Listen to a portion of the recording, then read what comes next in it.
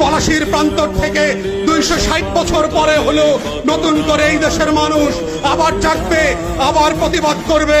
যদি মনে করে থাকেন পুলিশের গাড়ি দিয়ে, ভেহিকেল দিয়ে, কানন দিয়ে, র্যাবের গুম খুনের ইতিহাস জমা করে, পিডিআর দিয়ে, সেনাবাহিনী দিয়ে বাংলাদেশের 20 কোটি মানুষের স্বাধীনতার সম্ভাবনা আকাঙ্ক্ষাকে হত্যা করবেন, বোকার স্বর্গে বাস করছেন, বাংলাদেশের মানুষকে চেনেন নাই।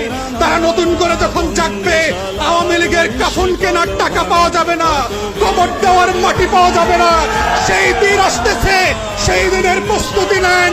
ফেরাউনদের লাশ কোন নদী থেকে ডুবুরিকে দিয়ে উঠানো হয় নাই।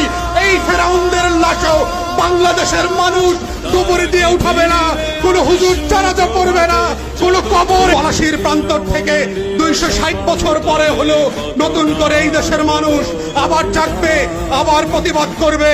যদি মনে করে থাকেন পুলিশের গাড়ি দিয়ে, ভেহিকেল দিয়ে, কানন দিয়ে, র্যাবের গুম খুনের ইতিহাস জমা করে, পিডিআর দিয়ে, সেনাবাহিনী দিয়ে বাংলাদেশের 20 কোটি মানুষের স্বাধীনতার সম্ভাবনা আকাঙ্ক্ষাকে হত্যা করবেন, বোকার স্বর্গে বাস করছেন, বাংলাদেশের মানুষকে চেনেন নাই।